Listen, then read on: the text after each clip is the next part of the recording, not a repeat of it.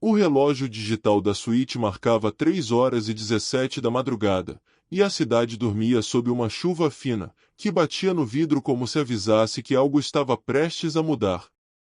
Henrique Vasquez estava acordado, sentado à beira da cama, de terno e gravata, sem ter coragem de deitar. A vida inteira ele correu atrás do tempo, agora, o tempo parecia correr atrás dele. O homem que um dia foi capa de revista, exemplo de sucesso e ambição, agora encarava o reflexo no espelho e via apenas um estranho. As olheiras fundas, o cabelo grisalho penteado com pressa, o semblante pesado. No canto do espelho, a foto da família, tirada há quase 15 anos, exibia o sorriso da esposa falecida, Lúcia, e da filha ainda adolescente, Júlia. Henrique passou o dedo sobre o vidro embaçado. Parece que eu já morri faz tempo, né, Lúcia? Do outro lado do quarto, o celular vibrou. Uma mensagem curta, sem remetente conhecido. Tudo pronto. Amanhã, 10 horas. Local confirmado. Henrique respirou fundo. O plano estava em andamento. Há meses ele vinha planejando sua própria morte, ou, melhor dizendo, a simulação dela. Ele não queria desaparecer. Queria ver. Queria assistir o mundo reagindo à sua ausência. Queria saber quem realmente sentiria a falta do homem, e não do dinheiro.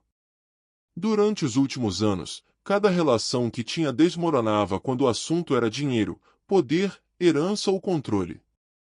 Júlia, sua única filha, mal ligava para saber se ele estava bem. Preferia mandar mensagens pedindo transferências para investimentos urgentes. O irmão, Raul, seu sócio, vinha tramando uma forma de tirar seu nome da empresa há meses. E os amigos, esses haviam sumido quando ele parou de bancar as festas e patrocínios. A gota d'água veio numa noite silenciosa. Henrique foi jantar sozinho, como sempre, e quando terminou o prato, percebeu que não havia ninguém no mundo para quem ligar. Nem um simples boa noite.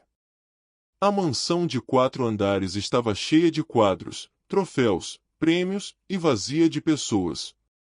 Foi ali que ele pensou. E se eu morresse agora, quem choraria de verdade? Essa pergunta não o deixava dormir desde então. Pela manhã, Henrique acordou antes do sol nascer.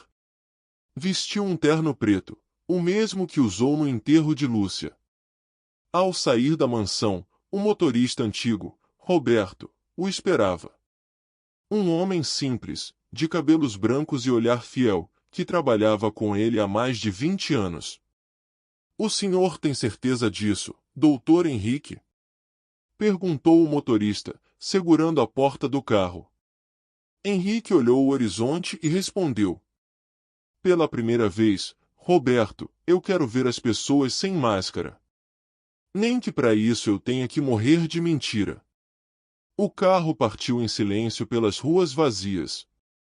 O som da chuva misturava-se ao barulho do limpador de para-brisa. Nenhum dos dois falou por quase meia hora. O destino era um galpão afastado na zona sul, alugado discretamente para encenação.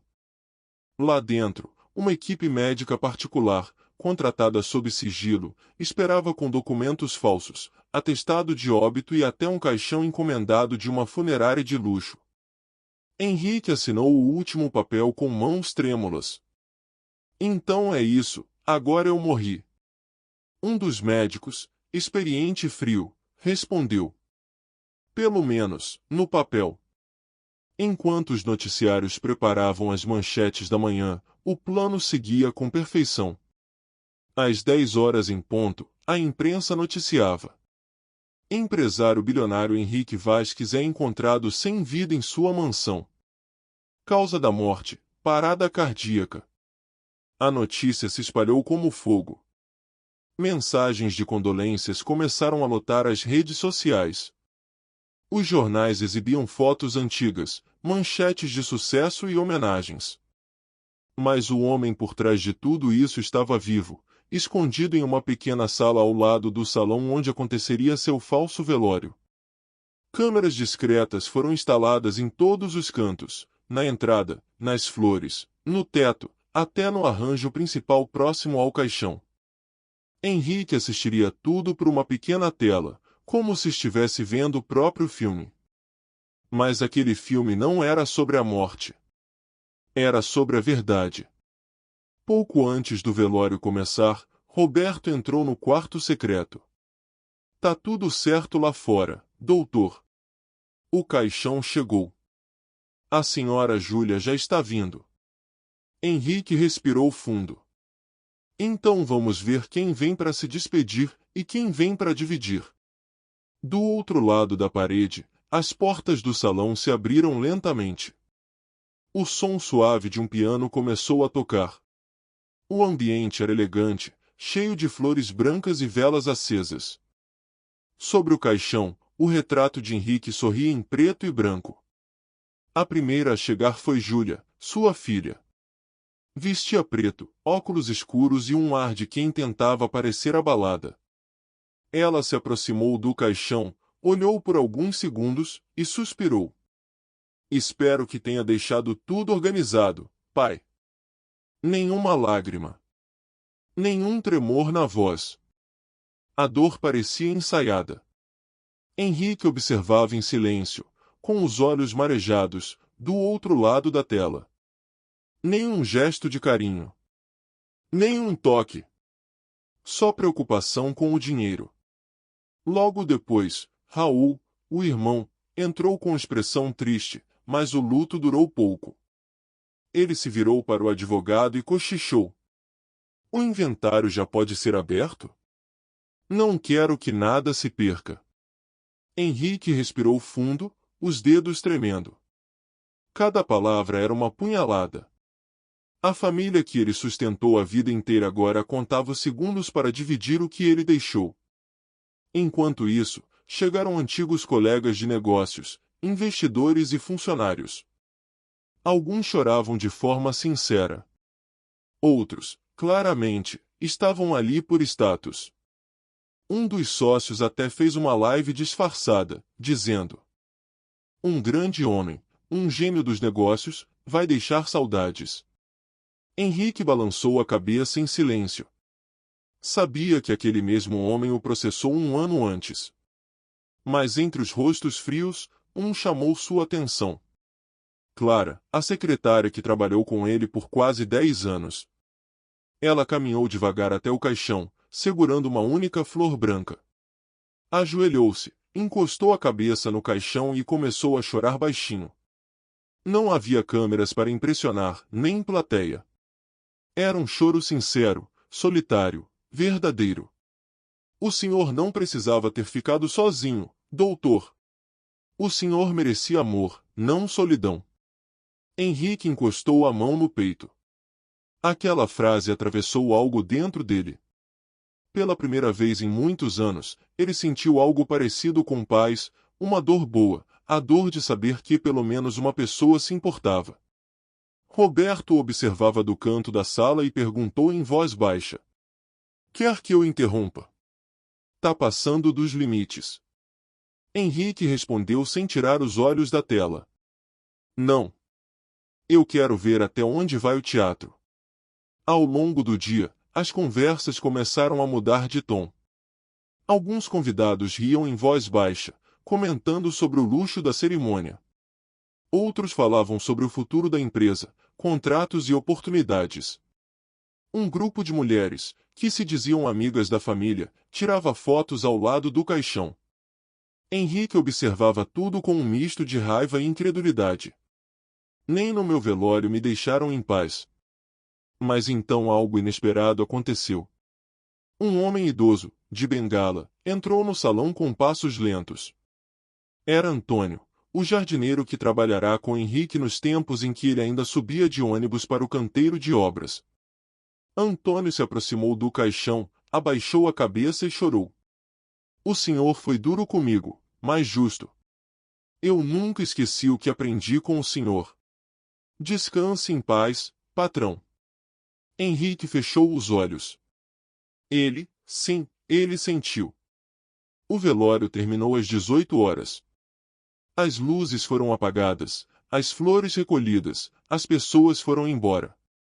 Henrique permaneceu sentado diante da tela, sozinho, com o rosto banhado em lágrimas. Morrer foi fácil. Difícil é ver quem realmente nunca viveu comigo. Roberto entrou devagar. Acabou, doutor. Henrique levantou o olhar e respondeu com voz firme. Não, agora é que vai começar. Ele se levantou, ajeitou o terno, e disse. Amanhã, quero ver quem volta. Quem ainda fala de mim? E quem vai brigar pelo que não é deles? O relógio da sala mortuária marcava 22 horas e 48 quando as luzes começaram a apagar uma a uma. O salão, que horas antes estava cheio de gente elegante, agora cheirava a flores murchas e perfume barato. O silêncio era tão denso que parecia vivo.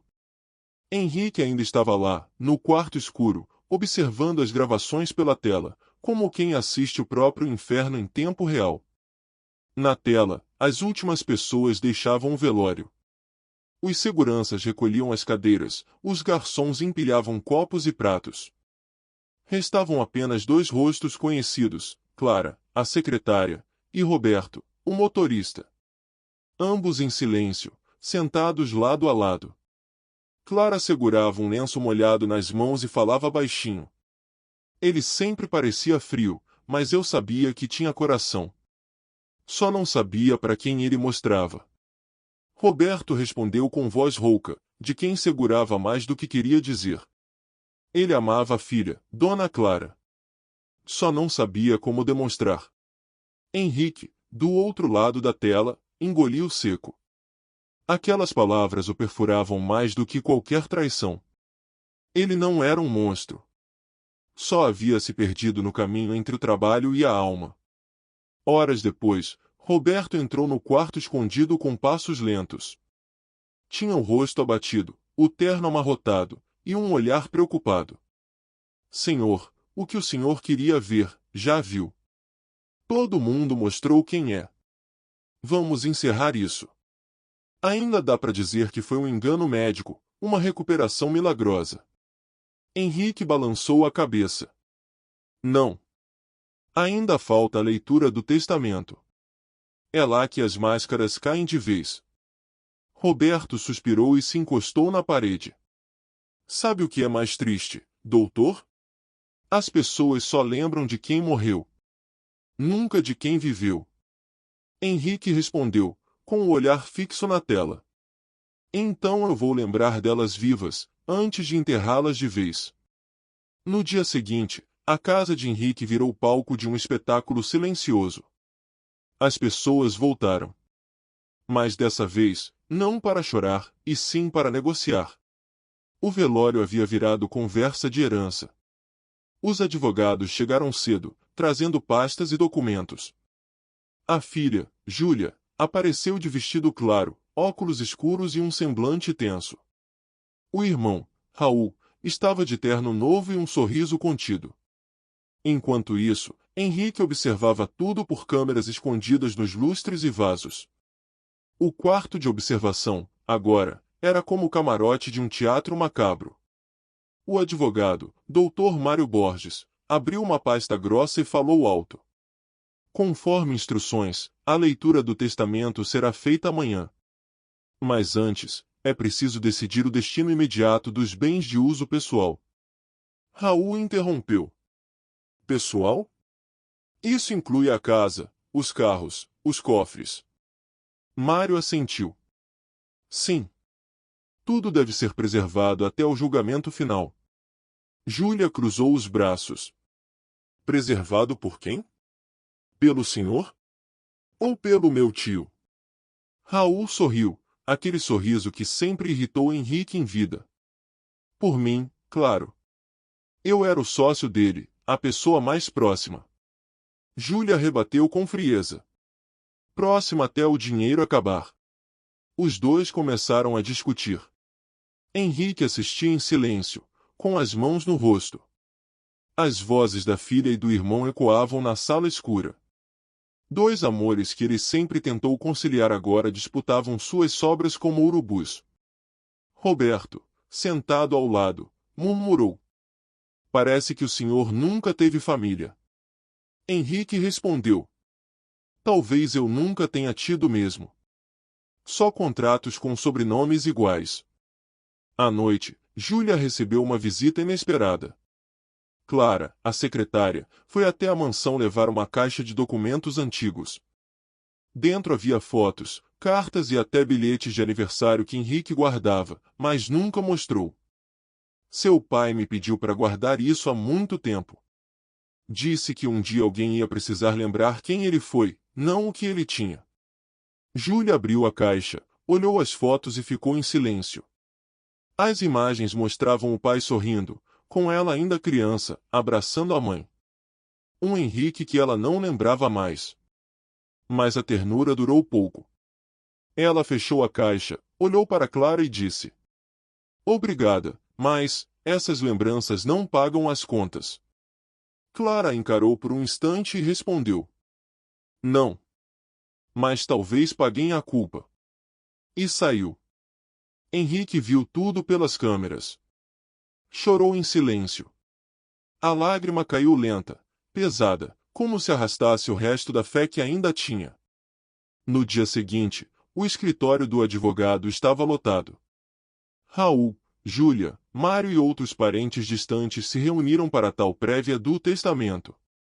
Mas antes da leitura oficial, Mário decidiu adiantar um ponto curioso. "Senhoras e senhores, há uma cláusula em comum. O testamento só será validado se todos os herdeiros comparecerem pessoalmente à cerimônia principal amanhã às 18 horas." Raul zombou. "Que drama! Mesmo morto, Henrique ainda quer controlar tudo." Henrique ouviu aquilo e riu amargo. "Se você soubesse o quanto estou vivo, Raul." À noite, o clima pesou. A filha e o tio começaram uma discussão violenta na mansão. Henrique acompanhava tudo por áudio. "Você quer me tirar tudo, Júlia? A empresa, as ações, a casa do seu pai. Não quero nada seu, quero o que é meu por direito. Você nunca trabalhou um dia na vida. Tudo que tem foi o seu pai que construiu com minhas mãos também." "Mentira! Ele confiava em você e você só esperou ele morrer para tomar tudo." O som de um copo quebrando ecoou. Henrique levantou da cadeira, nervoso, sentindo o coração acelerar. Roberto tentou acalmá-lo. "Senhor, o senhor precisa descansar." "Não. Eu preciso ver até onde eles afundam." De madrugada, Raul fez uma ligação suspeita. Falou com um investidor, pedindo para adiantar o negócio antes que a herança fosse oficializada. Henrique ouviu tudo. Gravou o áudio. O plano agora estava completo, ele não fingia apenas estar morto. Ele estava ouvindo que ninguém teria coragem de dizer em voz alta se ele estivesse vivo. O homem que um dia foi o mais temido dos empresários agora era um fantasma vivo, espiando sua própria destruição. O relógio da mansão marcava 17h53. O sol começava a se pôr atrás das janelas altas de vidro, tingindo o salão principal de um tom dourado que misturava beleza e melancolia. Cada convidado, cada olhar, cada respiração pesada parecia carregar o mesmo sentimento, expectativa. A leitura do testamento de Henrique Vasquez, o homem que morreu e moveu o país por um dia inteiro, estava prestes a começar. As poltronas haviam sido dispostas em círculo, com uma mesa central de madeira escura. Em cima dela, o retrato de Henrique, o mesmo usado no velório, parecia observar todos com o mesmo olhar firme de quando estava vivo. As câmeras da imprensa haviam sido proibidas, mas o advogado Dr. Mário Borges tinha autorização para gravar toda a cerimônia. Mal sabiam eles que outras câmeras, as de Henrique, já estavam gravando há muito mais tempo. Henrique assistia tudo de um cômodo anexo, iluminado apenas por uma tela grande e o reflexo frio das luzes externas. Ao lado, Roberto o acompanhava em silêncio. O motorista parecia mais nervoso do que ele. "Senhor, ainda dá tempo de desistir. É só aparecer, dizer que foi um engano médico." O senhor vai evitar um escândalo. Henrique, com o olhar fixo na tela, respondeu. O escândalo já existe, Roberto. A diferença é que agora vai ser verdadeiro. Ele respirou fundo, endireitou o terno e esperou o relógio marcar 18 horas. O advogado pigarreou e iniciou. Boa tarde. Estamos aqui, a pedido do falecido Sr. Henrique Vasques, para a leitura oficial de seu testamento e execução das últimas vontades registradas em cartório. Raul ajeitou a gravata, ansioso. Júlia, sentada de pernas cruzadas, olhava para o chão. Clara, no canto do salão, parecia deslocada, mas atenta. Mário abriu uma pasta de couro e leu com voz solene. Declaro que, após minha morte, todo o meu patrimônio será destinado àqueles que demonstrarem sinceridade, amor e lealdade, valores que em vida eu pouco recebi. Um murmúrio se espalhou pela sala. Raul deu uma risada discreta. Mais uma das excentricidades dele, até morto o velho quer bancar o filósofo. Mário continuou. Para que esse testamento seja considerado válido, o próprio Henrique deixou instruções de que gravações de câmeras internas sejam reproduzidas agora, diante de todos, como prova de suas últimas observações. Raul se levantou, furioso. Isso é ridículo. Ele está morto. Que tipo de palhaçada é essa? Mas o advogado manteve a postura. São ordens dele. E estão registradas legalmente. Ninguém aqui pode interromper. As luzes se apagaram. Um telão foi aceso na parede central do salão. E então, as imagens começaram. A sala ficou em silêncio absoluto. Na tela, o velório de Henrique. Cada rosto. Cada gesto. Cada conversa. O vídeo mostrava os convidados tirando selfies, o irmão cochichando com o advogado, a filha mexendo no celular, e o jardineiro chorando sozinho ao fundo. Henrique, no quarto anexo, observava as reações com calma. O que antes era curiosidade virou constrangimento coletivo. Alguns desviavam o olhar, outros fingiam não se reconhecer.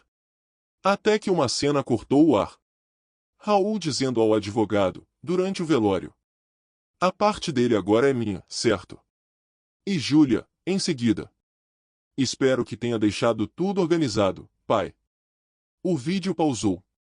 Um silêncio sepulcral tomou conta do salão. As velas tremulavam com o vento que vinha das janelas. Raul tentou disfarçar.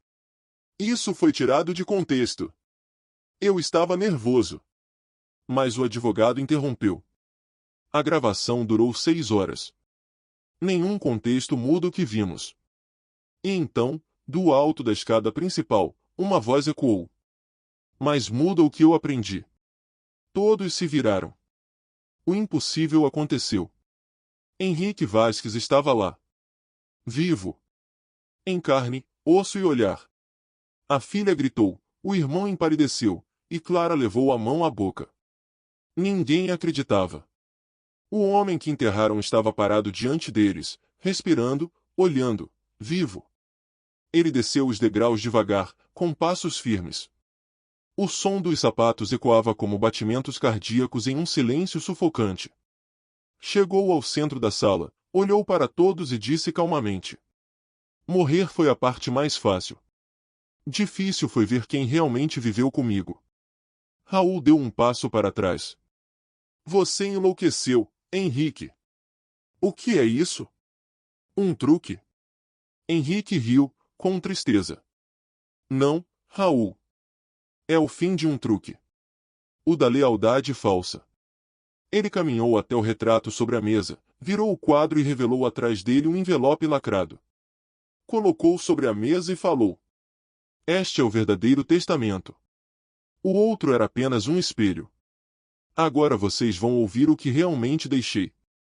O advogado, ainda em choque, abriu o envelope e começou a ler. Deixo metade de tudo que possuo à pessoa que chorou por mim sem esperar nada em troca. E a outra metade, a consciência dos que fingiram sentir. Os olhares se cruzaram. Clara baixou a cabeça. Henrique se aproximou dela, devagar. Você chorou de verdade, Clara. Mesmo sem câmeras, mesmo sem aplausos. Você viu o homem, não o empresário. E por isso, metade é sua. Clara balançou a cabeça, chorando. Eu não quero, senhor, não chorei por dinheiro. Henrique sorriu. Justamente por isso você merece. Raul explodiu. Isso é um absurdo. Você enlouqueceu, Henrique. Ela é só uma secretária. Henrique o encarou com uma calma assustadora. E você era meu irmão. E mesmo assim, me vendeu por uma assinatura. Raul empalideceu. Henrique tirou um pequeno pendrive do bolso e colocou sobre a mesa. Aqui estão todas as gravações, inclusive suas conversas com investidores. Todas entregues ao meu advogado e à polícia. Você tentou roubar o que nem morto eu te daria. O salão mergulhou em caos. Gritos, choros, desespero. Júlia caiu de joelhos, tentando se explicar. Pai, eu só não sabia como lidar. Eu não queria seu dinheiro, eu só. Henrique cortou. Você queria o que sempre quis, poder sem responsabilidade. Eu te dei amor, e você me deu pressa. Ela começou a chorar de verdade agora, pela primeira vez. Mas ele não se aproximou. A dor era mútua, e o perdão não cabia naquele momento. Henrique olhou ao redor, respirou fundo e disse: o dinheiro compra conforto, mas nunca a verdade. Eu precisei morrer para descobrir quem eu era para cada um de vocês. E sabe o que aprendi? A morte revela mais que a vida. Roberto, parado na porta, observava tudo em silêncio. Henrique o chamou com um gesto. Roberto, você foi meu braço direito. Cuidou de mim até quando eu já não merecia. A outra metade que sobrar, dívida entre você e o jardim da fundação. Quero flores, não monumentos. O velho motorista assentiu, com lágrimas nos olhos.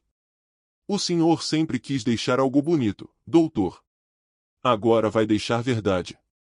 Henrique caminhou até o retrato e olhou para a própria imagem.